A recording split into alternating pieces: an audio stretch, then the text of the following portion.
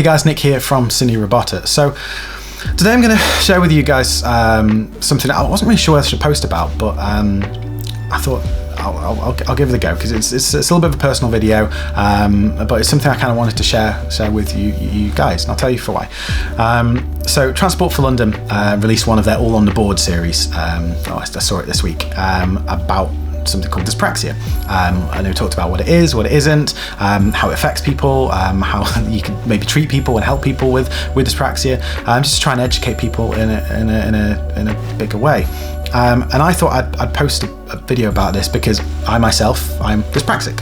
Fairly heavily dyspraxic. I was diagnosed when I was a child. I didn't really get properly kind of looked at until I was at university, and it very much affected my entire upbringing, and it's very much affected me as a person and how I've developed as a person. And I'll explore why here. So, what is dyspraxia? Dyspraxia, it's a brain-based neural disorder. It affects the fine and gross motor points. Basically, long story short, my coordination is pretty beat up. My handwriting is atrocious, and my handwriting looks like a child's. It looks like a Spidey's put ink on its feet and did a little dance across my page. But it also means that if I ever get offered a cup and a saucer, I'll probably just take the cup rather than the saucer, for fear that the saucer will turn into a coffee swimming pool. Generally, I like big handled things that I can grasp and hold, both in mugs and also things like knives and forks. If I have a tray, I'll never carry a tray that's like one of the rectangular ones, because it'll just slide everywhere and I can't find a centre of gravity. When I'm going up and down stairs, I'll typically use handrails when I'm going up and down, because I have fallen upstairs more times than I would ever care to admit. Thankfully not too many times down, but very often up the stairs.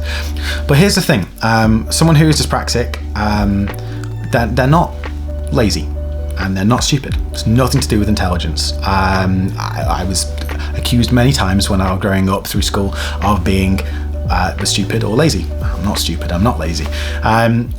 In actual fact, sometimes it can actually, being dyspraxic, it sort of it can kind of shape you as a person in a different way, because what dyspraxics typically are is we're very creative.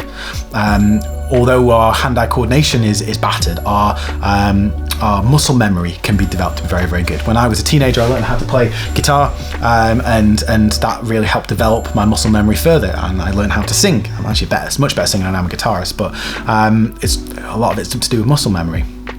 And that's kind of translated through to my life as a filmmaker as well. When I'm operating a camera, my muscle memory is excellent and it's really, really good. And just generally, yeah, I think it's affected me in a positive way as a business owner, in that I'd look for creative ways that other business owners necessarily wouldn't. I guess I don't want to talk too much about it from a clinical sense, because I'm not a doctor. I'm not a clinical psychologist. I don't know the science behind this particularly well.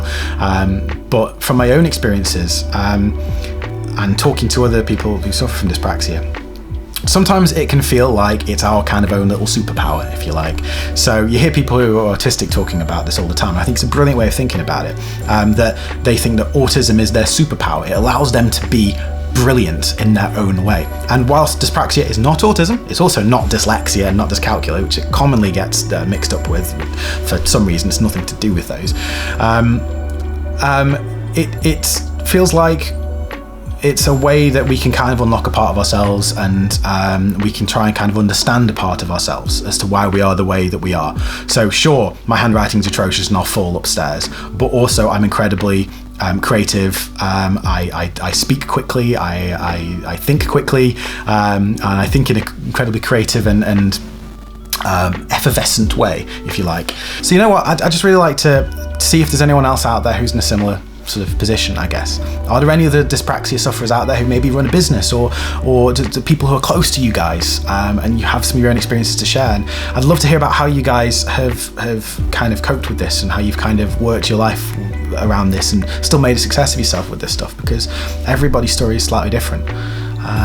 And sometimes when we say at the end of these videos, I'd really like to hear from you guys. This is a real genuine, plea for conversation here. I'd love to hear of your own experiences, just in the comments, or send me a private message and just tell me about your life and how this has affected you. But in the meantime, my name is Nick Pilgrim from Cine Robota, trying not to drop too many things.